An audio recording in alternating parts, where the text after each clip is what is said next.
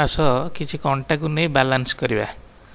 प्रथमे 10टा कंटा नवा, गोटे कंटा को तले रखिबा एवं अन्य कंटा गुडी को लेफ्ट राइट करिकी पिक्चर जेमती देखा होउची सेमती रखिबा। जदि एपट को बाँ पटे 4टा कंटा रखिले ताले डाहाण पट को 4टा कंटा रखिबा।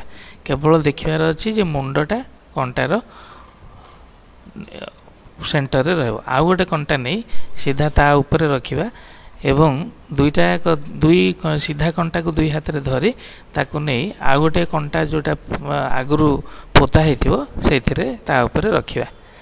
हेले हमर कंटार बैलेंस कंटार दोली तैयारी हे गला। केते सुंदर कंटा हलुची।